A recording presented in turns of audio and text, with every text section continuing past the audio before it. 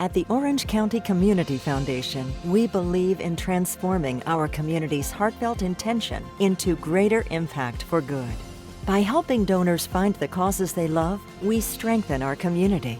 We lead the way with bold solutions, combining giving strategy and community intelligence. Leveraging our generous donors and passionate partners, we amplify the power of giving.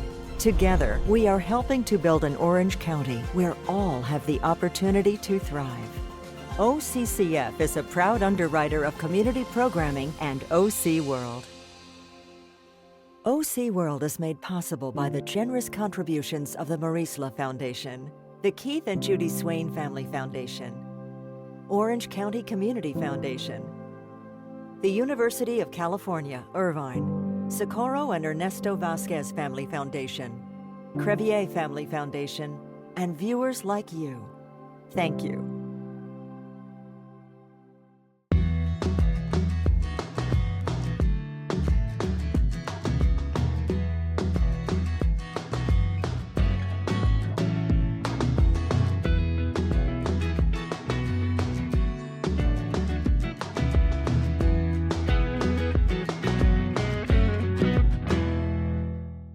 Hello, my name is Steve Churm, your host for today's edition of OC World. Tourism in Orange County matters. In fact, Orange County is the fourth largest tourism market in California, behind only San Francisco, Los Angeles, and San Diego. In 2023, tourism spending in Orange County grew to $15.8 billion, an all-time record, and 2024 is on a similar pace. Postcard-like weather, 42 miles of beaches and coastline.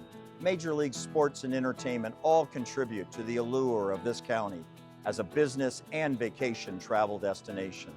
But the biggest draw of all is Disneyland. Walt Disney's vision has been a magnet for travelers worldwide since it opened nearly 70 years ago. Because of Disneyland's global success and popularity, the city of Anaheim sits at the epicenter of the county's tourism industry. For more than 6 decades, Visit Anaheim has been responsible for leading efforts to promote and market this city to visitors. Since April of this year, Mike Waterman has been at the helm of Visit Anaheim as president and CEO. A seasoned and respected national tourism and sales executive, Waterman stepped into his role earlier this year at a time of transition and some uncertainty for Visit Anaheim. 6 months later, he is resetting the organization's mission, just as the Disney Resort District and Disneyland in particular prepare for unprecedented expansion.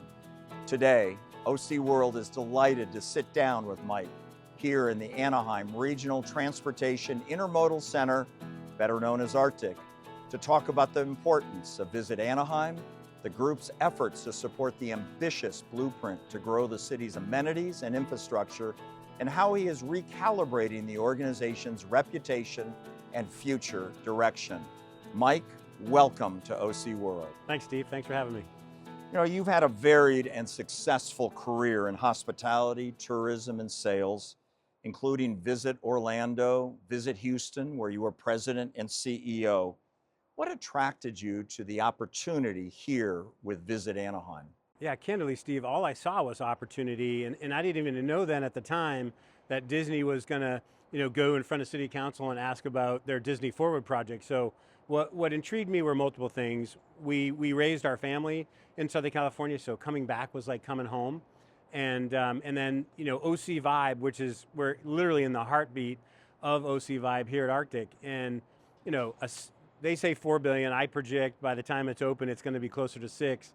And it's literally gonna reposition Anaheim as this live entertainment hub, one of the largest in North America. And that to me was incredibly enticing and exciting, and I'm just thrilled to be a part of it. In your opinion, what defines success for an organization like Visit Anaheim? Yeah, look, we're in the business to promote the city of Anaheim and Garden Grove and really Orange County in a way that gets as many domestic and international visitors to our destination. So for me, it's about being bold, it's about capturing people's attention, and really letting people know how remarkable a destination it is to come and spend 2, 3, 4 days and experience everything Anaheim. Nice. You know, since 1961, I referenced it in the intro, Visit Anaheim has been an effective engine in driving both marketing and promotion to create this regional and national, even global awareness of Anaheim and the convention center and its top attraction, Disneyland Resort.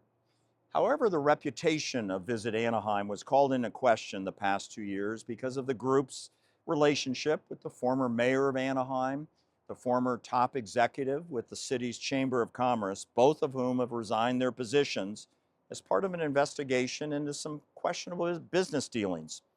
My question to you is, did you have any concerns about taking this position as CEO of Visit Anaheim? And in the wake of that controversy, what steps are you taking to really reassure the public and build on that 6 decades of service and success that this is the right organization to promote and advance the interests of Anaheim? Yeah, look, I honestly had no concern whatsoever, right? At the end of the day, some errors in judgment were made and rectified. And look, I'm coming in sort of a new person walking in and taking a new perspective. And I addressed it right off. My first week on the job, I literally, in front of City Council, apologized to the mayor, apologized to City Council that if our behavior in any way negatively impacted them or their staff, we're sorry, but there's a new sheriff in town and that's not gonna happen on my watch, and we're not looking backwards, we're only looking forward.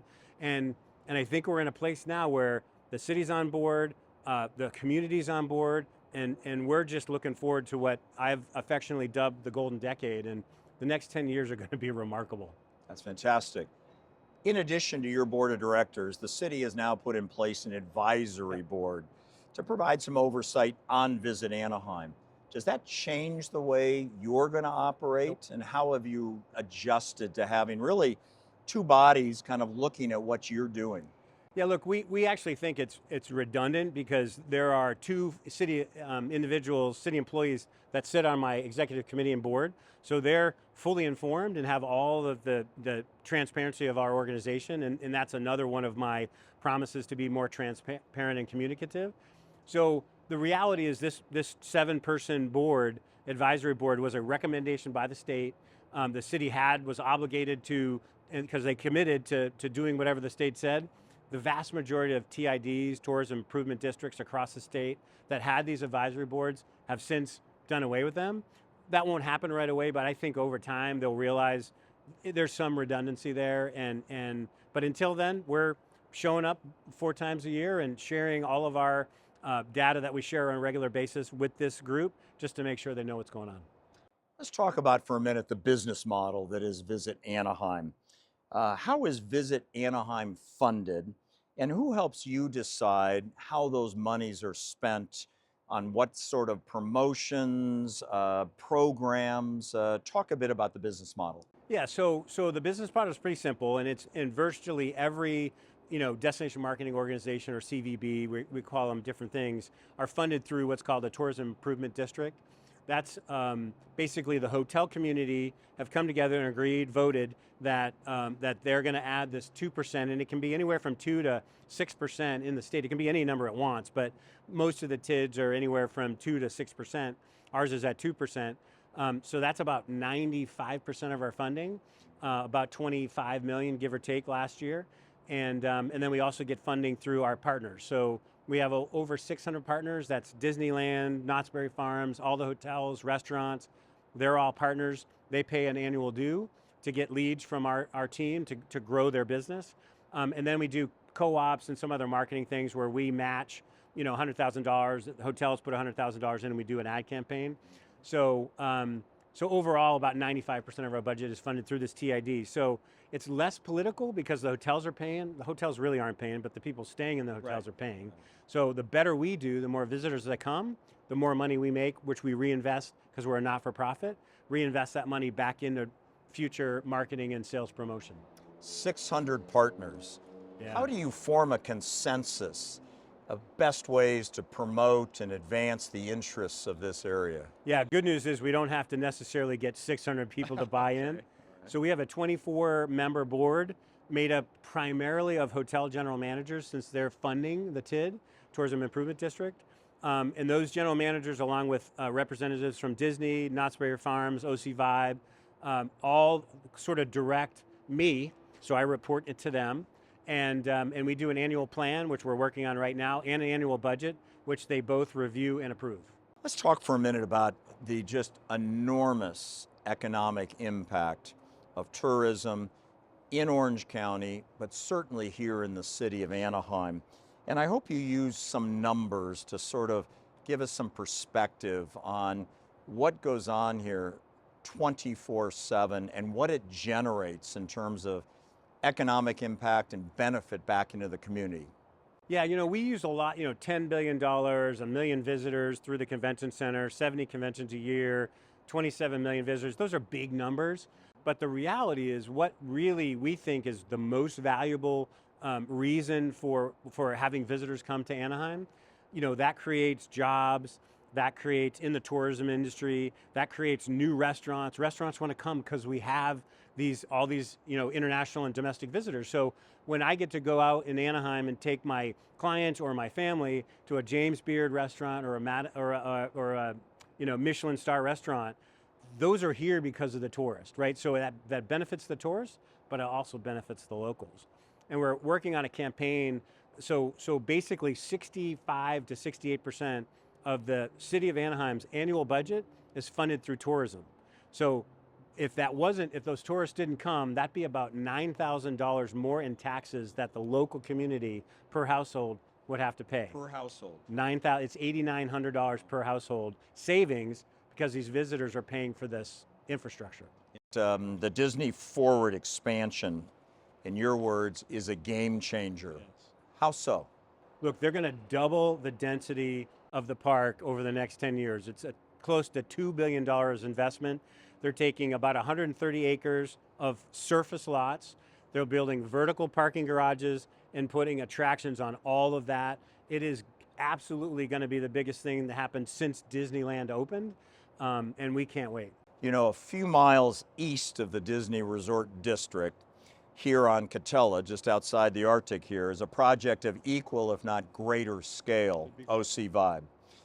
How will this multi-billion-dollar investment and mixed-use project, which is going to be heavy on emphasis in terms of live entertainment, dining, retail, how is that going to reshape thinking about Anaheim and really the offerings that you can promote? Yeah, it is legitimately probably the primary reason I was excited to come and take this job. Really? Because, it is the one thing that Anaheim really was missing was this sort of adult forward live entertainment offering. We really just, we had the Disney family piece and the double income, no kids who want to love Disney. It's an amazing brand. We are grateful for it. But to have this, multi complex of entertainment, sports, retail, residential, 8,000 free parking spots, a complete game changer for the community. It's being built for the locals, but it will attract the tourists, right? So the vision of the Samueli family and OC Vibe is we're building this for the locals, so people who want to come or live in the area will come and spend the day and eat and have enjoy entertainment in the 4 different venues, and they're being really thoughtful about how they create the venues. They have a more intimate venue, the Golden Bear, which has a nod to Huntington Beach. So they're really doing an amazing job creating this village that will forever change the landscape of Anaheim. Well, and there's already an existing major league anchor in the Anaheim Ducks. And this summer, you formed a partnership. Yes. Talk a little bit about that, what goes into that partnership, and how will that benefit certainly not just the Ducks, but the wider play here in Anaheim and Central Orange County? Yeah, look, we're blessed to have 2 professional sports teams in Anaheim, right, with the Angels and with the Ducks. The Ducks came to us with this proposition to do the first ever away jersey sponsor, and I knew immediately, even though the first price tag they threw on the table was not in our budget, but I knew immediately this was so on point.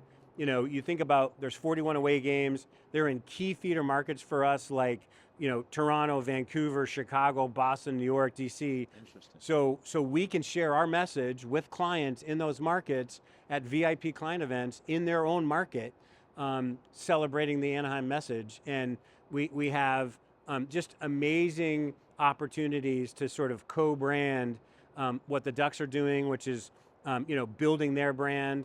And candidly, we're building our brand, and it just makes a ton of sense. And that feedback has been ridiculous. Like, fans were like, we hate logos on the jerseys, but man, we really love this one, go Ducks. Like, it's been really fun to see the fans get excited about it, and we're enjoying it. Well, I think we have moved past that point where there is a sense that uniforms are sacred and it can only be a team logo and a number. Right. You see it currently in the World Series. Yeah. All of the batting helmets have a retailer on them. Crazy. On every team, and I think we're really comfortable with that kind of branding. So this sounds like a smart play. Yeah, it's super fun. Look, and it's fun to see my competitors in other cities. My counterpart up in LA was like, I was trying to do it for the Kings jersey. I just couldn't figure it out. So congratulations, you guys made it work. Let's talk about an issue that's very important here in Orange County. We talk about Orange County as a community of almost 3.2 million people. And yet almost 1 million individuals in this county are in low income strata or below the poverty line. Yeah. I mean, it's remarkable. Yeah, A it's third of the population here. Anaheim has its share of that demographic. We've talked about the large scale projects. They're going to bring more visitors in. What is Visit Anaheim's role in helping balance the influx of tourists with the needs and the quality of life for local residents at all income levels? Yeah, it's a great question, Steve. We are actually working with the city. The city came to us recently in the last couple months and said, hey, look, we think you have resources that we don't have access to, funding mechanisms. So we are working with the city to potentially change our TID model to add some more funding perspective. And within that funding, we would do a set aside for it would be called the Anaheim TID Employee Affordable Housing Program, and the city would run it, and we would fund it annually, and we are close. We are in conversation with the city to figure out how to do that. Well, good luck with that, because I think it's very important. Thank And I've mentioned Anaheim, and we know it's a city with significant economic inequality. What should Visit Anaheim's kind of lead or role or voice be in making sure that the benefits that are being generated from everything you're doing are really shared across the board?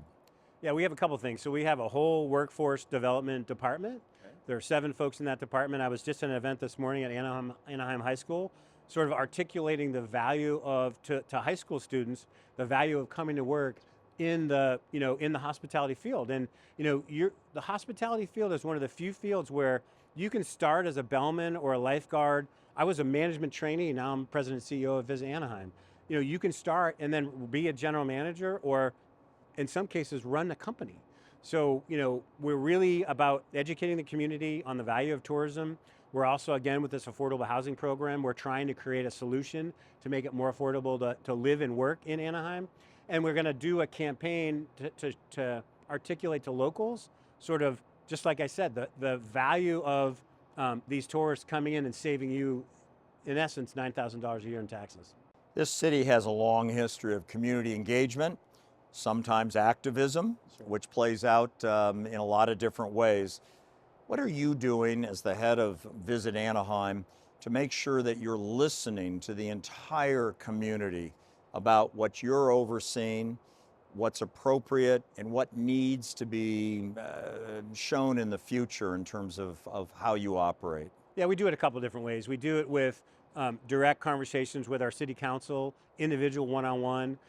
We also have, we're working on a local sentiment survey. So we're going to survey all local residents and understand what they know, what they need to know, and how we can better communicate to them on a regular basis so they're more informed and aware. And how do you formulate both the information or the questions you may ask? Is that coming from Visit Anaheim? Do you take input from other stakeholders, constituents to form that survey? It's a little bit of everything. There's professional companies that figure that out, and they've done this in multiple cities across the country, so they know the right questions to ask. They know, ask about transportation, ask about, safety, ask about all the things that are important to a visitor and to somebody who lives in the community. So we're confident once we get that back, we can craft the appropriate response to let everybody know what we're doing. Talk for a minute about the convention center. Sure. I was surprised, and I should know this, that I believe it's the largest West Coast. in the West Coast. Correct. How has the convention center come back from the pandemic, both in terms of business travel, shows, conventions? Talk a bit about Yeah, that. look, we're back to normal. Pre-pandemic, we were doing anywhere from 65 to 70 conventions, annual conventions a year. We're right back there. We measure success going forward in pace, meaning are we pacing in future years at or below or above where our optimum is? And literally, with the exception of 25, which we're still recovering because of COVID, because we book conventions in 2030, 2035, so further out. So, but our pace for 26, 27, 28, 29, and 30 are all some double digits ahead of pace. So we're trending really, really well from a group convention perspective for the same reasons you mentioned. Great weather, still relatively affordable relative to other West Coast destinations to visit, maybe not to live, but certainly to visit, and we're taking advantage of that. What kind of relationship do you have with John Wayne Airport? Yeah, so we have a really good relationship. The executive director is a good friend of ours. We meet regularly. They're constrained by some Newport restrictions relative to how many people can run through when they close. So we're working with them when the contract comes up to try to be a voice to allow them to change that so we can bring more visitors into Anaheim and Orange County.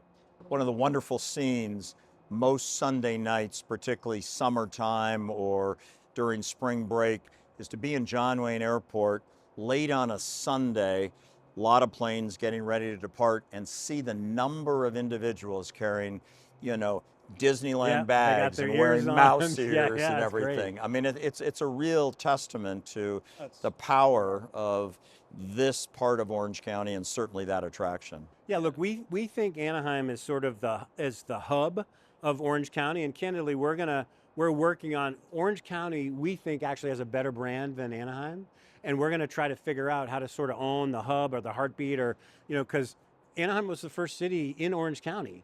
And Orange County has a great brand, and we'd love to sort of capitalize and utilize that brand lift on our behalf. Finally, looking 10 years down the road, maybe 15, what do you hope Anaheim looks like? What do you hope its reputation is vis-a-vis everything you're doing? Yeah, look, if you think about what's going to happen in the next 5 years, right? We got Disney 70th next year. We got FIFA World Cup in LA. We have teams already talking to us about making Anaheim their headquarters.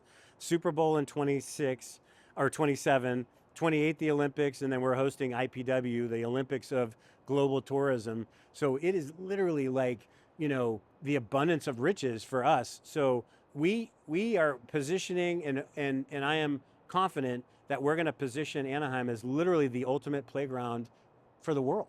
So it's going to have everything you would want to come and experience and spend 3, 4, 5 nights in Anaheim. Mike, you just mentioned all the opportunities that are coming to Southern California in the next 5, 6 years, including the Summer Olympics in 2028. How is Anaheim, and really Visit Anaheim, trying to engage with the LA Olympic organizers? And what do you think the potential is to be really involved and help guide that? Yeah, great question, Steve.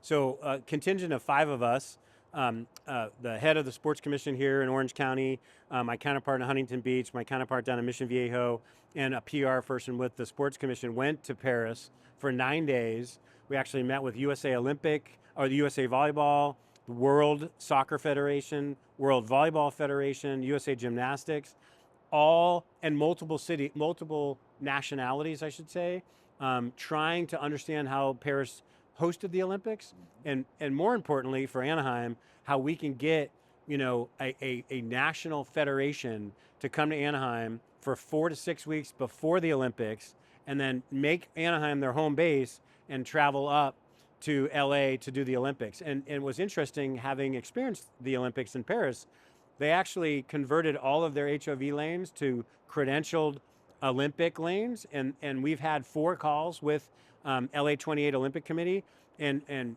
Caltrans and LA Trans and Orange County Transportation, all about how we can do that. So if we can create and convince these entities that they can hub in Anaheim and just take the highways up to LA, they would much prefer that. There's nothing against LA, but there's much more to do here, right, when you're not attending the Olympics.